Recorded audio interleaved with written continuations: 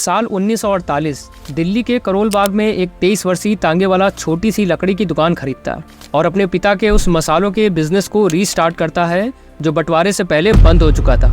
उस वक्त वो युवक इस बात से बिल्कुल अनजान था कि आगे चलकर उसकी तस्वीर वाला मसाले का डिब्बा न सिर्फ भारत के हर घर के किचन की शान बनेगा बल्कि 100 से भी ज्यादा देशों में एक्सपोर्ट होगा और ये एक छोटी सी लकड़ी की दुकान एक दिन 15,000 करोड़ की कंपनी बन जाएगी। ये कहानी है इंडिया के दूसरे सबसे बड़े स्पाइस ब्रांड MDH की, यानी कि मार्शिया हट्टी प्राइवेट लिमिटेड की। कहानी की शुरुआत होती है साल 1919 से, जब महाशय चुन्नीलाल गुलाटी सियालकोट में अपनी छोटी सी मसालों की दुकान खोलते हैं। उन्होंने अपनी इस दुकान का नाम मार्शिया हट्टी रखा, जिसमें महाशया का मतलब है महाशय और हट्टी वर्ड लिखना है हाट से, जिसका मतलब है खरीदने की जगह, यानी मार्शिया हट्टी का मतलब था महाशय की दुकान। चुन्नीलाल जी की ये छोटी सी दुकान धीरे धीरे चलने लगी और 27 मार्च 1923 के दिन उनके घर एक छोटे से बच्चे ने जन्म लिया, जिसका नाम धर्मपाल गुलाटी रखा गया और यही बच्चा आगे चलकर इतिहास रचने वाला था। कहा जाता है कि धर्मपाल जी का पूरा परिवार शुरू से ही काफी धार्मिक था और वे सभी आर्य समाज से जुड़े हुए थे। हालांकि शुरुआत से ही महाशय धर्मपाल जी गुलाटी जी का मन पढ़ाई में बिल्कुल भी नहीं लगता था और जब वो 5वीं कक्षा में थे तो एक दिन मास्टर जी ने उनकी पिटाई कर दी, जिसके अगले दिन से उन्होंने स्कूल से ही ड्रॉप आउट ले लिया। जिसके बाद उन्होंने 10 साल की उम्र में ही कारपेंटरी, राइस ट्रेडिंग और हार्डवेयर प्रोडक्ट जैसे बेचने के कुछ छोटे मोटे बिजनेस शुरू किए, लेकिन किसी में भी मजा नहीं आ रहा था। तभी धर्मपाल जी के पिताजी ने उन्हें फैमिली बिजनेस में जुड़ने के लिए कहा। दरअसल पिछले कुछ सालों में उनकी देगी मिर्च इतनी लोकप्रिय हो गई थी कि सियालकोट में उन्हें देगी मिर्च वाले के नाम से जाना जाने लगा था। ऐसे में धर्मपाल जी ने अपने पिता का हाथ बटाने का फैसला लिया और अगले कुछ सालों में बिजनेस को लाहौर, शेखुपुरा, ननकाना साहिब, लालपुर और मुल्तान में एक्सपैंड किया।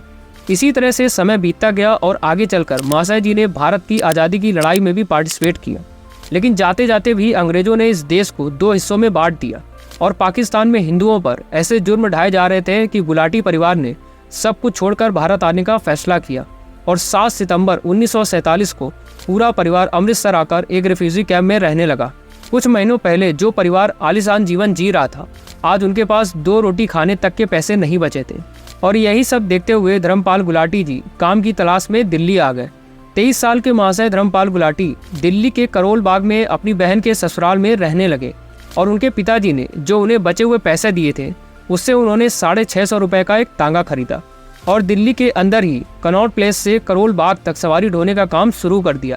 हालांकि इस काम से धर्मपाल गुलाटी जी को इतने पैसे भी नहीं मिल रहे थे कि वह अपना परिवार का खर्च ठीक तरीके से चला सके, जो देखकर अगले 2 महीनों में ही उन्होंने अपना तांगा बेच दिया और पुराने फैमिली बिजनेस को नए से शुरू करने का डिसीजन लिया। लेकिन उनके पास पैसे तो थे नहीं, इसलिए उन्होंने करोल बाग के अजमल खान रोड पर सड़क किनारे ही एक छोटी सी लकड़ी की दुकान लगा दी और मसाले बेचना शुरू कर दिया, जिन्हें वो खुद अपनी बहन के घर पीसा करते थे। महाशय धर्मपाल जी ने अपनी इस दुकान का नाम रखा मार्शिया हट्टी। धीरे धीरे सियालकोट की इस देगी मिर्च का तड़का दिल्ली के लोगों की जुबान पर भी चढ़ने लगा। लगे हाथ परिवार ने प्रताप नाम के उर्दू अखबार में अपना पहला विज्ञापन भी दिया और दुकान चलने लगी। अब कुछ पैसे इकट्ठे करने के बाद 1953 में महाशय धर्मपाल जी ने दिल्ली के चांदनी चौक में एक बड़ी दुकान किराए पर ली और अपनी दूसरी ब्रांच भी खोल दी। उसके बाद 1954 में रूपक स्टोर्स नाम से भारत के पहले मॉडर्न मसाले के स्टोर की शुरुआत की। हालांकि बाद में उन्होंने इस दुकान को अपने भाई सतपाल गुलाटी को सौंप दिया और फिर 1959 में धर्मपाल गुलाटी जी ने अपनी खुद की मसाला फैक्ट्री MDH यानी कि मार्शिया हट्टी लिमिटेड की शुरुआत की। साथ ही MDH के नाम से अपने दर्जनों मसाले के पैकेट्स लॉन्च किए, जो कि पूरे भारत में मशहूर होने लगे। यहाँ एक इंटरेस्टिंग फैक्ट ये है कि उस वक्त कई लोग MDH का फुल फॉर्म समझते थे मिर्ची, धनिया, हल्दी।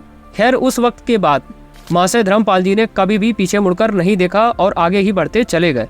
आज 10% मार्केट शेयर के साथ एवरेस्ट के बाद MDH भारत की दूसरी सबसे बड़ी स्पाइस कंपनी है, जिसके इंडिया और दुबई में 18 मैन्युफैक्चरिंग यूनिट्स हैं और 150 डिफरेंट पैकेजिंग के साथ 62 से भी ज़्यादा प्रोडक्ट्स हैं, जिन्हें 100 से भी ज़्यादा देशों में एक्सपोर्ट किया जाता है। इसी के साथ 2022 में कंपनी का रेवेन्यू 1775 करोड़ रुपए था और पिछले साल जब MDH को हिंदुस्तान यूनिलीवर एक्वायर कर रहा है, ऐसी अफवाह फैली थी, तब एक्सपर्ट्स ने कंपनी की एस्टिमेटेड वैल्यूएशन 15,000 करोड़ रुपए बताई थी। आपको बता दें कि साल 2017 में 94 वर्षीय महाशय धर्मपाल जी का नाम भारत के सबसे हाईएस्ट पेड CEO की लिस्ट में नंबर 1 पर आया था, जो उस वक्त 21 करोड़ रुपए सालाना तनख्वाह लेते थे। लेकिन काफ़ी कम लोग ये जानते हैं कि महाशय धर्मपाल जी अपनी सैलरी का 90% हिस्सा दान कर देते थे। उन्होंने अपने पिता महाशय चुन्नीलाल गुलाटी के नाम से चैरिटेबल ट्रस्ट की स्थापना की थी, जिसने अनेक गरीब लोगों की मदद की थी, जिससे कि गरीब और मिडिल क्लास के बच्चे भी अच्छी शिक्षा ले सके। इस उद्देश्य से उन्होंने ऐसे 20 स्कूल खोले थे और अपनी माँ चनन देवी के नाम से उन्होंने दिल्ली के जनकपुर में माता चनन देवी हॉस्पिटल की भी शुरुआत की थी। 5 एकड़ में फैले इस हॉस्पिटल में आज 300 बेड है।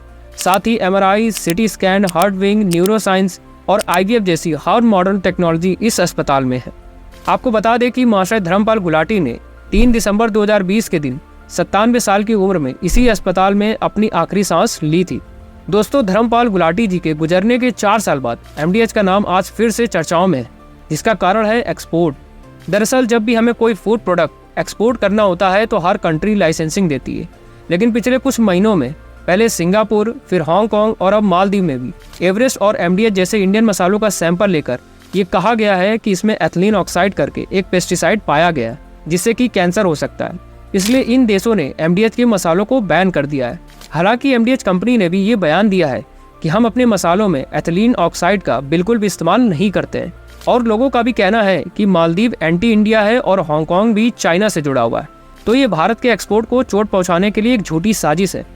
मगर फिर भी भारत सरकार ने इन फॉरेन एलिगेशंस की जांच के लिए सभी इंडियन मसाला कंपनीज की जांच के आदेश दे दिए, जिसकी रिपोर्ट कुछ ही समय में सामने आ जाएगी।